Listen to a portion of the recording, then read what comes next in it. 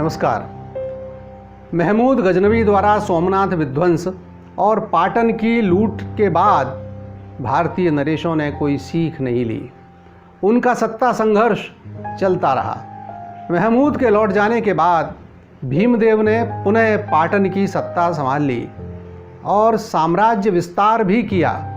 उनके बाद उनके बड़े पुत्र क्षेमराज ने वानप्रस्थ लेकर राज्य अपने सौतेले भाई कर्ण को सौंप दिया।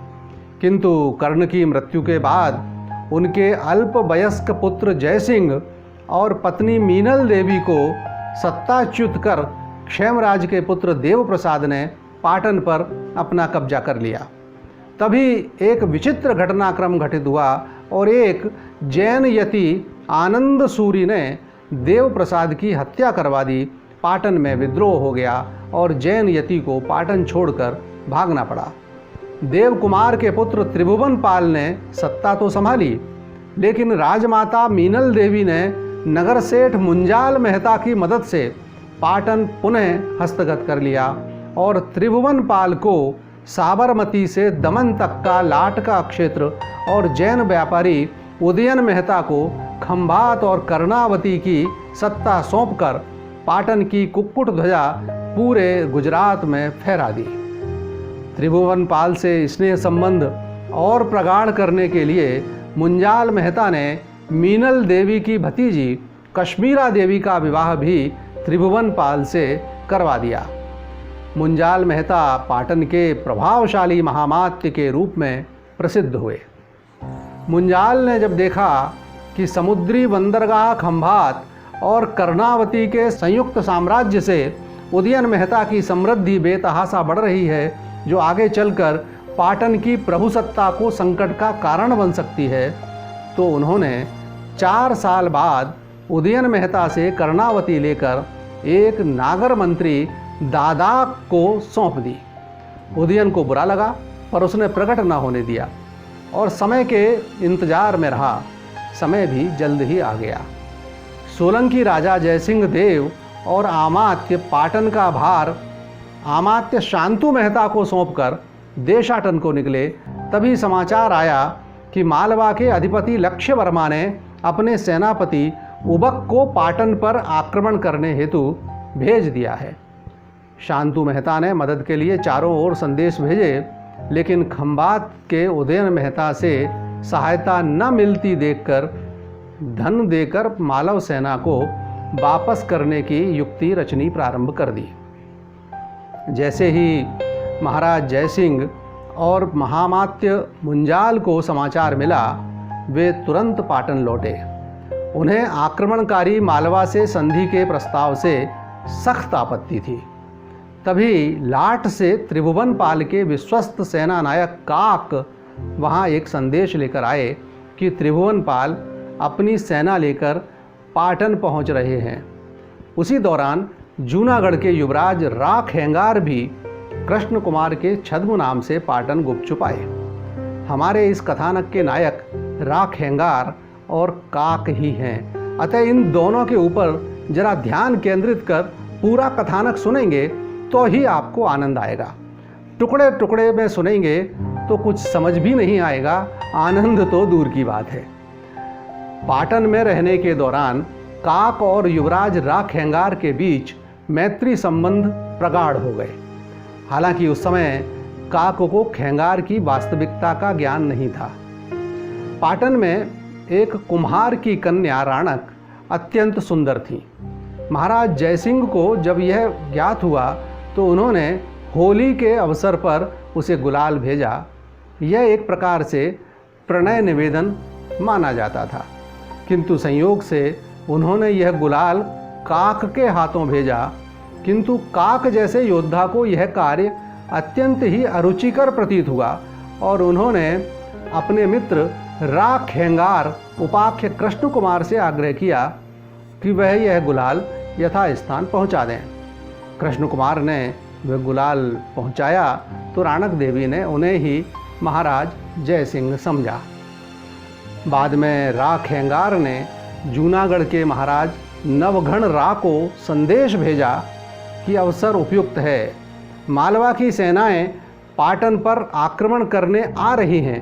ऐसे में आप भी पाटन पर आक्रमण कर सकते हैं। किंतु संदेशवाहक ने भंग की तरंग में इस संदेश की जानकारी काक को भी दे दी और उसके माध्यम से अमात्य मुंजाल और महाराज जयसिंह तक भी बात पहुंच गई। नवघन के आक्रमण का समाचार पाकर चतुर मुंजाल ने अपनी रणनीति बदल दी और मालवा से संधि को स्वीकृति दे दी। साथ ही काक के माध्यम से त्रिभुवन पाल को संदेश भेजा कि मालवा के सेनापति उबक के स्थान पर नवघन का सामना करें। साथ ही महाराज जयसिंह ने काक को एक और जिम्मेदारी दी, वह त्रिभुवन पाल को संदेश देने के बाद खंभात जाकर उदयन मेहता क्या कुचक्र रच रहे हैं इसकी जानकारी लाकर उन्हें दे। काक ने अपनी जिम्मेदारी बखूबी निभाई और त्रिभुवन पाल को संदेश देने के बाद खंभात जा पहुँचे।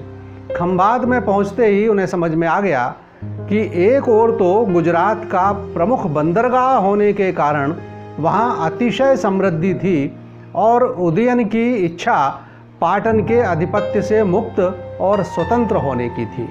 साथ ही उदयन मेहता के संरक्षण में वहाँ जैन प्रभाव बढ़ता जा रहा था। सनातनियों में इसके कारण क्षोभ था। जिस ब्राह्मण के घर काक ने अपना डेरा जमाया वह इस बात से दुखी था कि उसके भतीजे को जबरन मूंढ कर क्षुल्लक बनाया जा रहा है और वह उसे रोक पाने में भी असमर्थ है। काक की इच्छा उदयन को खिजाने की थी, अतः उसने उन्हें मदद का आश्वासन दिया और कहा कि अगर भागने में मदद मिल जाए तो वह उस बालक को पाटन लेकर जा सकता है। योजना अनुसार काक अर्धरात्रि में उस वृद्ध ब्राह्मण के साथ कड़े पहरे में जैन धर्मशाला में रखे गए उस किशोर से मिले और उसे साथ चलने का आग्रह किया, किंतु उस बालक ने साफ इनकार कर दिया। बालक ने कहा कि वह स्वेच्छा से जैन धर्म के लिए अपना जीवन समर्पित कर रहा है, उसे किसी ने विवश नहीं किया है।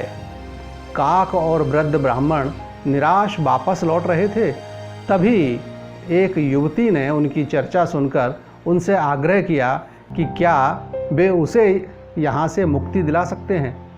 उस सुंदर युवती मंजरी के पिता खंभात के प्रसिद्ध विद्वान ब्राह्मण कविकुल शिरोमणि रुद्रदत्त थे, जबकि माँ जैन थी। पिता की मृत्यु के बाद माँ की इच्छा थी उनकी पुत्री का विवाह जैन उदयन से हो जाए और वह खंभात की रानी बन जाए, किंतु युवती को यह स्वीकार नहीं था।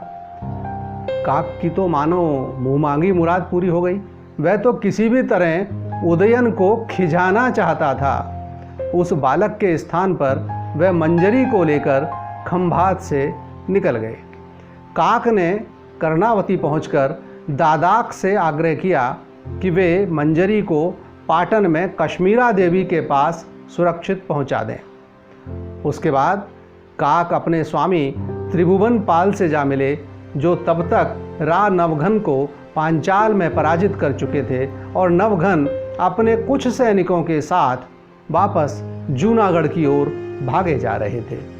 किंतु तभी मार्ग में वे महाराज जयसिंह की सेना के हाथों में पड़कर गिरफ्तार हो गए।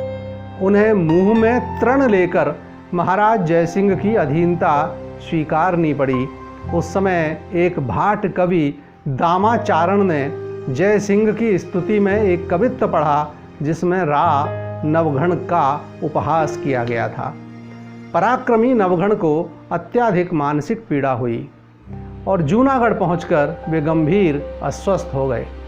युवराज रा खेंगार यह समाचार पाकर पाटन से वापस हुए।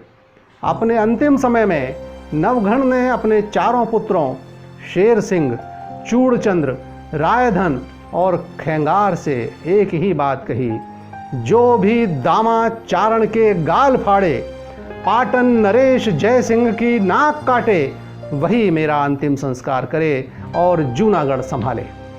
तीनों बड़े भाई सनाका खा गए। चारण भाट, जिन्हें पवित्र माना जाता है, उसके गाल फाड़ना कैसे होगा? और पाटन के अधिपति जयसिंह सोलंकी की नाक काटना क्या कोई हंसी ठट्टा है? लेकिन खेंगार ने वृद्ध पिता के कान के पास मुंह ले जाकर कहा मैं करूँगा आपका पिंडदान पिताजी, और 12 दिवस के अंदर आपकी अंतिम इच्छा भी पूरी करूँगा। वृद्ध नवघन ने शांति से निश्वास छोड़ी और चिर निद्रा में लीन हो गए। उधर चतुर राजनीतिज्ञ उदयन मेहता को काक के खंभात आगमन और मंजरी को ले जाए जाने बाबत जानकारी मिलते ही वे काक के पूर्व ही महाराज जयसिंह के पास पहुंच गए और अपना भक्तिभाव प्रदर्शित कर उनका विश्वास जीत लिया। इतना ही नहीं तो उन्होंने एक बार फिर मंजरी का अपहरण कर लिया। पाटन पहुँचे काक ने एक बार फिर उदयन की योजना को पलीता लगाया और मंजरी को वापस ले आए। अब कश्मीरा देवी ने मंजरी को समझाया कि उदयन जैसे सामर्थ्यवान से उनका बचाव उसी स्थिति में हो सकता है जब वे किसी अन्य से विवाह कर लें, क्योंकि उदयन अपनी प्रतिष्ठा के भय से किसी विवाहित स्त्री की ओर आंख उठाकर नहीं देखेगा, उसके साथ जबरदस्ती नहीं करेगा। उन्होंने आग्रह किया कि मंजरी काक से ही विवाह कर लें, लेकिन मंजरी का कहना था कि वह एक संस्कारित वेदज्ञ ब्राह्मण कन्या है, जबकि काक का जन्म भले ही ब्राह्मण कुल में हुआ हो किंतु वे कर्म से क्षत्रिय हैं। उन्हें तो कोई संस्कृत श्लोक तक शुद्ध उच्चारण करना नहीं आता। लेकिन अंततः विवशता में उदयन से बचने की खातिर मंजरी ने काक से विवाह को स्वीकृति तो दी, किंतु इस शर्त के साथ कि काक उसे उसके नाना के यहाँ जूनागढ़ पहुँचा दें।